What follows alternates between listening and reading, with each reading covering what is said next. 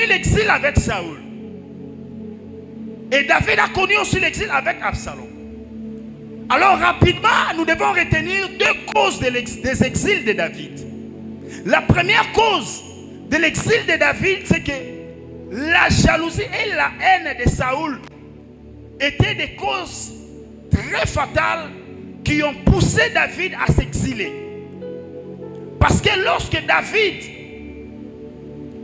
quitta le camp des Philistins dans 1 Samuel chapitre 18, versets 6 à 7, la Bible dit David, après avoir terrassé les Philistins, en rentrant, les femmes sont sorties au devant de Saül avec des instruments, des tambourins en train de chanter. Que Saül a tué ses 1000 et David a tué ses 10 000. Et lorsque Saül apprend que le peuple ou les femmes chantaient à l'honneur de David, que David avait tué 10 000, Saül a développé la jalousie et la haine dans son cœur. Et depuis ce jour-là, que Saül a cherché à tuer David. C'est comme ça que David a commencé à mener une vie d'exil. Bien-aimé dans le Seigneur, je vais dire à quelqu'un ce soir, c'est que ta prouesse et tes compétences peuvent être une occasion d'échec pour toi. Parce que toute personne ne sera pas contente de toi. Toute personne ne va pas applaudir tes réussites ou tes avancées. Alléluia. Ton intelligence peut te susciter des ennemis. David, l'onction qui était sur lui, l'a permis d'avoir plus de succès dans le champ de bataille. Donc tu peux être intelligent, tu peux être performant dans un domaine X ou Y, mais cette performance ou cette intelligence peut susciter une haine, une jalousie d'un homme quelconque.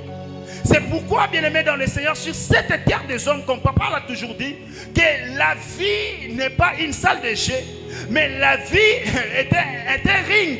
Parce que si tu n'es pas prudent, tu peux recevoir un coup. C'est comme ça que plusieurs chrétiens ont succombé à cause de la légèreté. Plusieurs chrétiens ont laissé certaines personnes entrer dans leur vie. Tu as ouvert des portes dans ta vie. Tu as laissé tout le monde entrer en toi. Et quand les ennemis ont compris tes faiblesses et tes compétences, et ces ennemis ont cherché à mettre fin à ta vie. Plusieurs personnes ont été empoisonnées, détruites, parce qu'elles ont été naïves en ouvrant des portes à tout le monde. Bien-aimé dans le Seigneur, il ne faut pas ouvrir la porte à tout le monde, parce que tu ne sais pas le cœur de celui qui est à tes côtés. David était ouvert à Saül. David, obéissant à Dieu, un Assidi, serviteur de Dieu. David avait confiance en Dieu, mais aussi confiance à Saül. David ne savait pas que la confiance qu'il donne à Saül pouvait pousser Saül de les terrasser, de les détruire. Parce que Saül voyait déjà sa royauté être menacée. Alléluia. C'est ainsi que, bien aimé dans le Seigneur, certaines personnes sont tuées, empoisonnées. Tu as une soeur à côté ou un frère à côté. Pour toi, tu te dis, voilà, ce frère-là, c'est un proche, c'est ma copa. Mais tu ne sais pas les projets que ces frères formulent contre toi. Alléluia. Alors, arrêtons d'être naïfs dans la vie. Arrêtons d'être gentils envers tout le monde. Bien aimé, la chrétienté n'est pas sujet de la gentillesse. Alléluia. La chrétienté n'est pas sujet de la gentillesse. Jésus n'était pas gentil vis-à-vis des pharisiens. Vis-à-vis des scribes, Jésus n'était pas gentil. Quand Jésus sentait que les lèvres de son père étaient menacées, Jésus réprimandait les pharisiens. Jésus réprimandait les scribes. Parce que dans la spiritualité, il n'y a pas de gentillesse, il n'y a pas de pitié.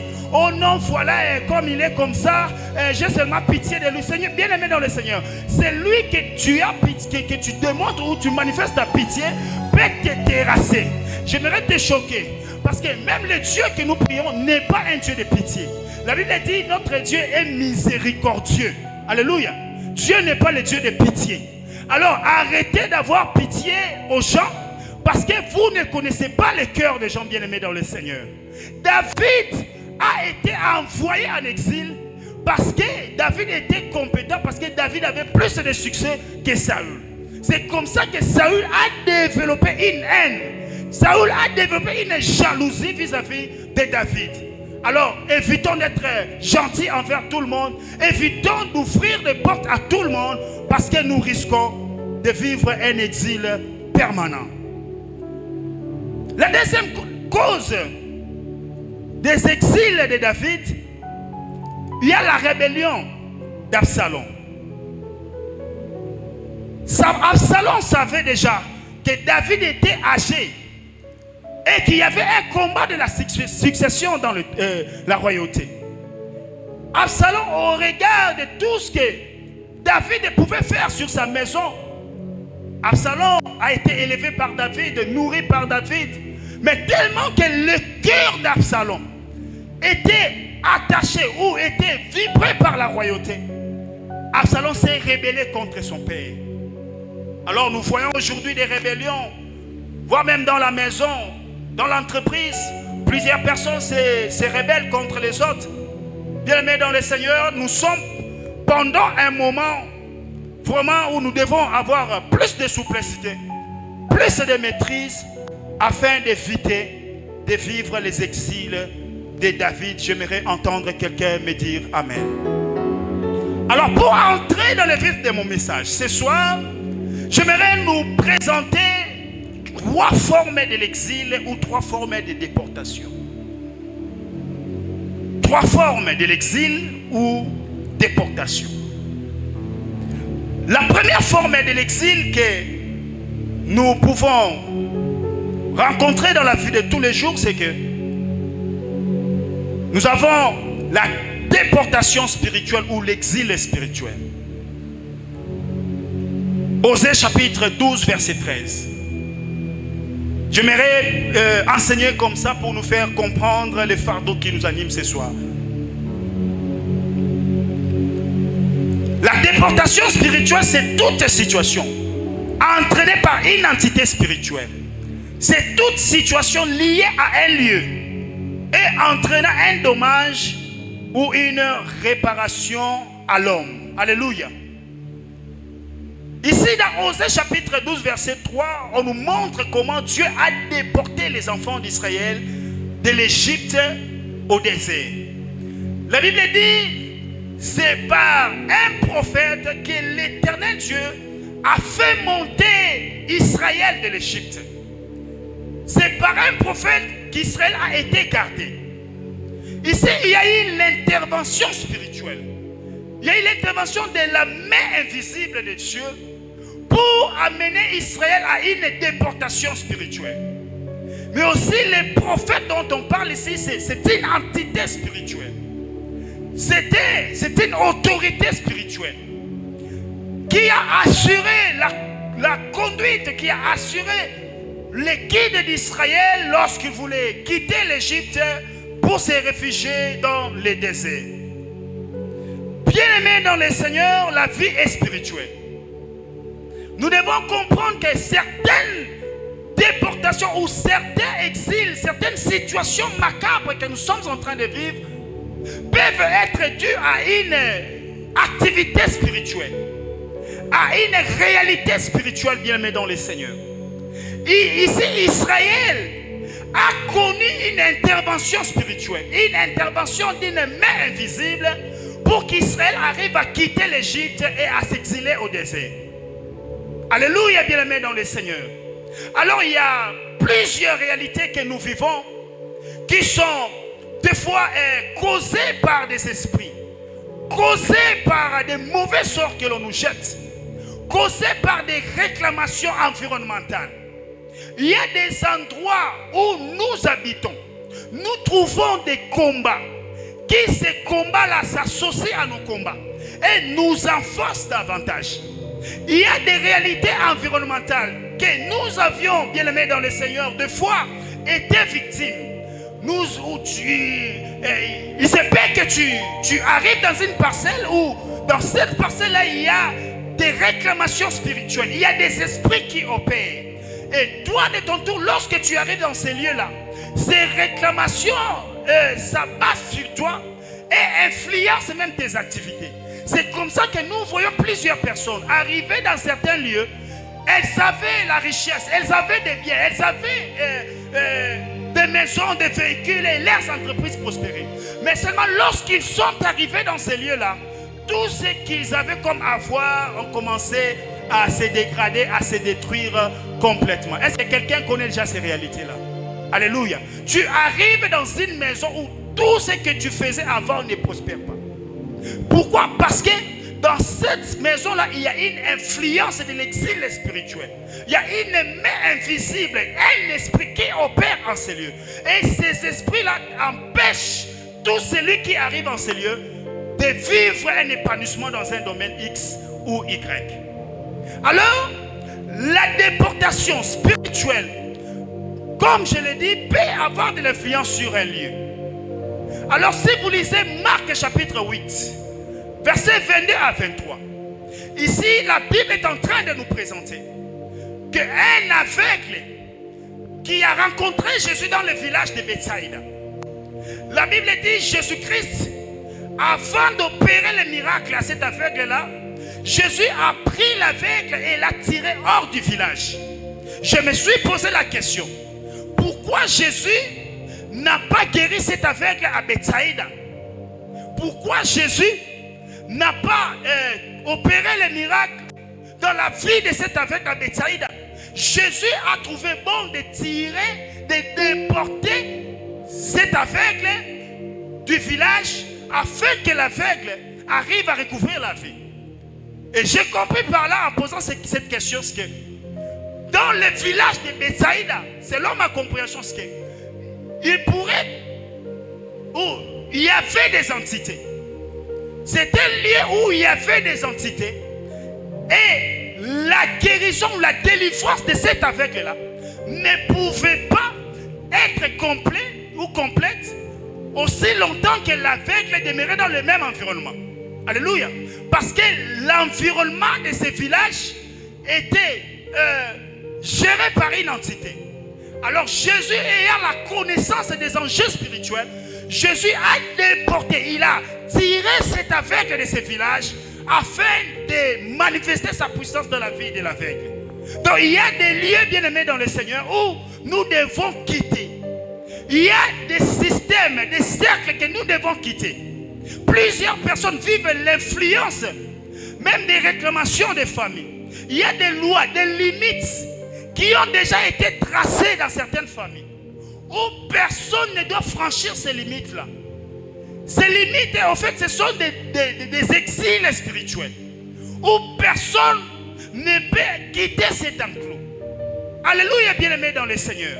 Alors, pour quitter cet exil spirituel, cette déportation spirituelle, il a fallu la main de Jésus-Christ puisse s'étendre dans la vie de cet aveugle pour le tirer du village. Bien-aimés dans le Seigneur, ce soir, j'aimerais dire à quelqu'un que si le problème que tu es en train de vivre émane d'une circonstance, d'une situation spirituelle, j'ai une bonne nouvelle pour toi ce soir, c'est que Jésus-Christ est la solution à tous les problèmes spirituels que tu peux avoir. Quelle que soit l'ancienneté de la réclamation, bien aimé, même si la réclamation qui a été prononcée dans ta famille a fait 100 ans, et que Jésus venait aujourd'hui dans ta vie, Jésus a la capacité, le pouvoir de déraciner toutes les racines de cette réclamation et de donner la liberté qu'il te faut. J'aimerais entendre quelqu'un me dire Amen. Et d'autres personnes dans la réclamation ou la déportation spirituelle sont en train de vivre les mauvais sorts. On a jeté les mauvais sorts à certaines personnes où tu commences à vivre des maladies. Toi-même, tu ne comprends pas. Tu pars à l'hôpital, mais le médecin s'étonne. Il se dit, voilà, il n'y a rien en toi. Et puis, ta maladie n'a pas de thérapie. Alors, ces mauvais sorts influent sur la vie de plusieurs personnes. Nous voyons aujourd'hui certaines personnes qui subissent les oppressions. Certaines personnes qui vivent les détats, si je peux le dire ainsi, où on jette les masses à certaines personnes dans certains environnements quelconques, bien aimés dans le Seigneur. Alors toutes ces réalités spirituelles constituent un exil spirituel pour plusieurs personnes. Alors ce soir, Jésus-Christ est capable de te délivrer de toutes ces circonstances et de toutes ces réalités au nom suprême de Jésus. La deuxième déportation ou exil, c'est la déportation identitaire ou l'exil identitaire. La déportation identitaire ou l'exil identitaire. Ici, c'est toute bataille liée à l'identité, à ce que l'on est. C'est la bataille qui est liée à nous. Si vous lisez Matthieu chapitre 2, verset 13, vous allez comprendre que l'enfant Jésus n'avait pas la bonne volonté de quitter sa ville natale pour aller s'exiler en Égypte.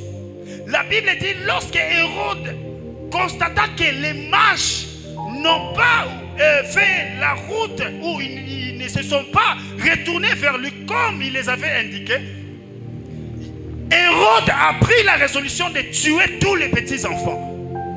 Alors le Seigneur apparaît à Joseph. Le Seigneur dit à Joseph, prends l'enfant et quitte ces lieux parce que Hérode a un dessein d'exterminer l'enfant. C'est comme ça que Joseph et Marie prirent l'enfant et allèrent s'exiler en Égypte. Si Jésus est allé s'exiler en Égypte, c'était à cause de son identité. C'était à cause de ce qu'il était. Alléluia, bien-aimé dans le Seigneur. C'est parce que Jésus était le sauveur, le Messie qui devrait sauver Israël. C'était le guide d'Israël. Alors, lorsque Hérode a appris que le Messie ou le roi d'Israël était mort, Hérode a cherché à tuer cet enfant, Jésus-Christ. Alléluia. Bien-aimé dans le Seigneur, notre identité en Christ peut constituer un moyen de pression, un moyen d'hostilité, bien-aimé. Tu peux te retrouver dans un milieu, dans un lieu quelconque. Tu subis des coups, tu subis des combats, tu subis des batailles. Des fois, toi-même, tu ne comprends pas, mais pourquoi seulement on combat seulement moi? Pourquoi c'est seulement moi qu'on cite dans le mal? Pourquoi seulement mon nom est cité en mal? Bien-aimé dans le Seigneur, notre identité en Christ va toujours mettre mal à l'aise nos ennemis. Le camp du diable sera toujours mal à l'aise aussi longtemps que toi tu appartiens à Christ. Alléluia. Certains combats, certains problèmes que tu rencontres dans ta vie, c'est parce que ta vie est attachée à Jésus. Alors le plan du diable est de te combattre et de combattre ta foi jusqu'à ce que tu vas abandonner la foi de Dieu et le diable aura maintenant la possibilité de te cribler comme il faut. Alléluia. Donc il y a certaines batailles que nous vivons dans la vie à cause de notre identité en Christ. Jésus a été pourchassé parce qu'il était le Messie. Il était le guide d'Israël. Il était le roi, le sauveur d'Israël. Et Hérode s'est senti en danger. D'ailleurs, la loi de Moïse avait demandé à Israël d'avoir un roi qui était issu de Jacob. Alors Hérode était issu d'Ésaü. Alors Hérode était déjà en danger. Il se disait, je suis en train d'occuper le trône d'autrui. Voilà, le propriétaire du trône est là. Alors pour que le propriétaire du trône n'arrive pas à récupérer son trône, je dois l'exterminer avant qu'il ne grandisse. Bien-aimé dans le Seigneur, quelle que soit la machination des hommes, quel que soit le programme de l'ennemi, quelle que soit la méchanceté des hommes, Jésus-Christ va te tirer de l'affaire. Jésus-Christ que tu portes va te tirer de l'affaire. Même si les ennemis se lèvent 8 000, 10 000, 15 000, Jésus seul va te tirer de l'affaire au nom de Jésus-Christ. Hérode pensait avoir l'armée et qu'il allait mettre la main sur le bébé Jésus. Alors Dieu avait ses tactiques, Dieu avait ses formules, Dieu a sauvé l'enfant Jésus-Christ. Bien-aimé dans le Seigneur, l'identité en Christ nous constitue un abri, un asile. Notre identité en Christ est une sécurité. Notre identité en Christ est une base qui nous permet à être à l'abri de tous les dangers de l'ennemi. Même si, bien-aimé dans le Seigneur, les gens te mettent, ils citent ton nom, ils te mettent dans un carnet où on dit voilà, toi tu ne dois pas arriver dans telle date, tu dois mourir dans telle date. Bien-aimé dans le Seigneur, Jésus-Christ que tu portes va confondre les projets des ennemis. Le Jésus-Christ que tu portes va confondre les plans des ennemis contre ta vie. J'aimerais entendre quelqu'un me dire Amen. Alors dans la bataille de l'identité, dans la déportation identitaire, Il y a certaines personnes qui vivent des situations de complications. C'est parce que leur nom est teinté de malédiction. Leurs noms ont été sabotés. Il y a certains noms qui ne passent pas dans certains lieux. Tu déposes des dossiers dans l'entreprise. Vous étiez peut-être à 20. On recrute ou on embauche 19 personnes. Mais il y a seulement toi qu'on a mis de côté. Et cela est arrivé même plusieurs fois. Tu te poses des questions, mais pourquoi seulement moi? Bien aimé dans les Seigneurs, c'est parce que ton nom a été teinté d'une réclamation quelque part. Ton nom a été saboté.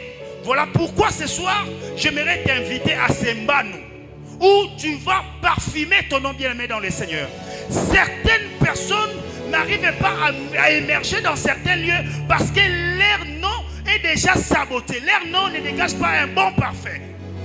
Je ne commenterai pas beaucoup. Venez seulement à Sembano. Nous allons parfumer nos noms la semaine prochaine. Est-ce que quelqu'un peut me dire amen ce soir? La troisième déportation, rapidement. J'ai beaucoup de choses à dire, mais je vois le temps court. La troisième déportation ou exil, c'est la déportation raciale.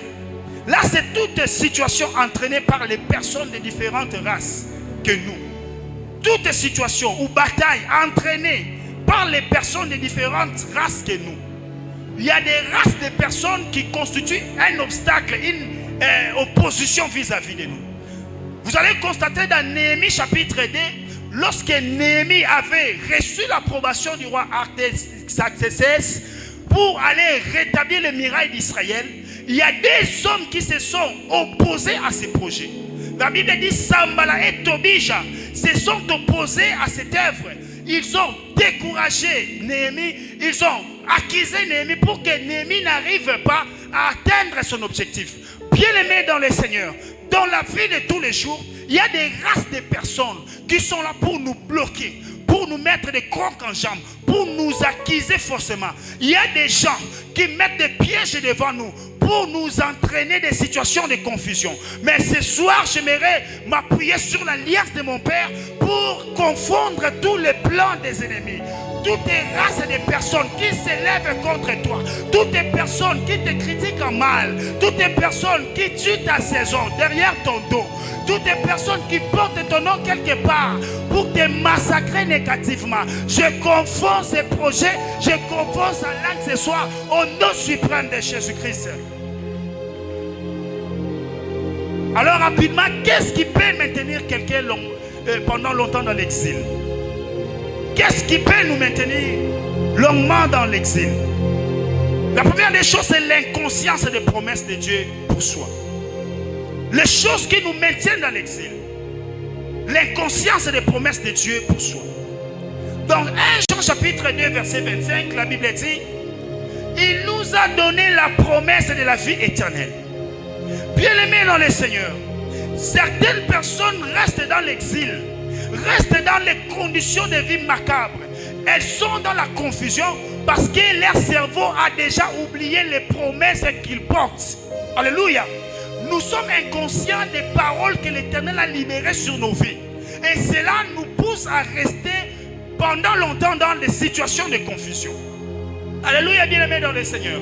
Lorsqu'on active la conscience des promesses que le Seigneur Dieu nous a faites, cela nous stimule, cela nous pousse encore à chercher Dieu, à croire encore davantage que nous sommes ceux que Dieu a déposé quelque chose pour que notre destinée soit glorieuse. Bien-aimés dans le Seigneur. Plusieurs personnes oublient les paroles primitives. Plusieurs personnes oublient les promesses que Dieu leur a faites. Ah là, quand je parle de promesses, je ne parle pas d'abord des promesses bibliques, les promesses globales. Non, je parle des promesses particulières. C'est que Dieu t'a dit toi-même sur ta vie. Alors quand tu vis des moments de confusion, tu vis la disette, tu vis des batailles, tu dois t'appuyer sur ce que Dieu a déclaré sur ta vie. Et cela va te stimuler à croire encore davantage. Alléluia. Parce que les promesses de Dieu sont une boussole pour notre destinée. La promesse de Dieu est une boussole pour la destinée. Mais la promesse de Dieu est une indication qui nous oriente sur ce que nous allons devenir demain. Bien-aimé dans le Seigneur, lorsque tu sens des choses ne pas marcher dans ta vie, regarde la direction des promesses de Dieu. Regarde dans ta destinée. Ah oui, Dieu m'avait dit, je serai ceci, je serai cela. Non, même si je n'ai pas aujourd'hui, même si je n'ai pas à manger, même si je n'ai pas d'habit, Dieu m'avait dit, je serai ministre. Alors comme je serai ministre, je ne manquerai pas à manger. En étant ministre, je ne manquerai pas au bien-aimé dans le Seigneur à me vêtir. Parce que Jacob ou Joseph, il est arrivé à un certain moment, Joseph a manqué à manger. Joseph a manqué à se vêtir. Mais lorsqu'il a fixé les yeux sur la promesse, un jour Joseph, celui qui avait manqué à manger, est devenu le distributeur à manger. La Bible dit, lorsque ses frères sont venus chercher le blé, ils sont venus chercher à manger. C'est Joseph qui les a servis à manger. Bien-aimé dans le Seigneur, ne te minimise pas. Si aujourd'hui tu n'as rien, sache que tu es une source pour ceux qui n'ont rien demain. Car demain, c'est toi qui seras la provision à ceux qui n'ont pas. Bien-aimé dans le Seigneur, ne te morfonde pas, ne te minimise pas. Car Dieu a un grand projet pour ta vie. Dieu a un projet de bonheur pour toi. Il a dit ceci: je connais les projets que j'ai formulés pour vous, les projets de paix et non de malheur, pour vous donner de l'espérance et de l'avenir. Bien-aimé dans le Seigneur, tu as, oh bien-aimé, de la valeur devant Dieu. Les promesses que Dieu t'a faites sont, oh bien-aimé dans le Seigneur, un ressort qui vont te propulser dans les hauteurs. Voilà pourquoi tu dois avoir la conscience de ce que Dieu t'a dit. Qu'est-ce que Dieu t'a dit, bien-aimé dans le Seigneur? Alors je suis en train d'entendre quelqu'un qui me dit: berger, moi Dieu ne m'a rien dit. Depuis que j'ai commencé à prier, je n'ai reçu aucune promesse de Dieu. Mais voici les secrets pour que tu arrives à attirer la promesse de Dieu dans ta vie, pour que tu quittes les circonstances de l'exil. Les secrets, c'est de servir. Alléluia. Si tu veux attirer plusieurs promesses de Dieu dans ta vie, commence à servir Dieu efficacement. Alléluia, bien-aimé dans le Seigneur. Vous allez comprendre avec moi que dans Genèse chapitre 18, bien-aimé dans le Seigneur, Abraham a reçu la promesse d'avoir Isaac. C'est après qu'il ait servi les anges. Lorsque Abraham a servi à manger aux anges, les anges n'ont pas resté bouche bée. Les anges ont libéré la promesse que l'année prochaine, à la même époque, Sarah, ta femme, aura un enfant. Bien-aimé dans le Seigneur, si tu sers Dieu efficacement, Dieu va commencer à parler sur toi. Même si tu vis une circonstance de crise, tu vis dans le désert, tu vis des moments difficiles, mais tu sers Dieu. Tu sers Dieu dans la prière, tu le sers dans le jeûne. Bien-aimé dans le Seigneur, Dieu va libérer des paroles. Dieu va libérer les paroles. Dieu a promis Canaan à Abraham. Lorsque Abraham a accepté de quitter Charan, or dans Charan, il y avait son père Terach qui était occultiste.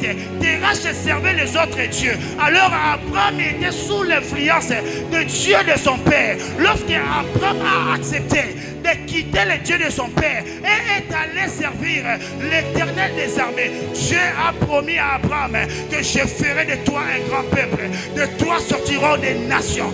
Bien-aimé dans le Seigneur, si tu prends la décision de servir Dieu efficacement, Dieu te donnera des promesses.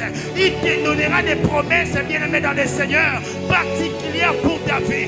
Moi qui est en train de te parler, j'ai servi Dieu dans les jeûnes. J'étais dans la chaudière alors que le Père prêchait. Moi j'ai passé ma vie dans la chaudière.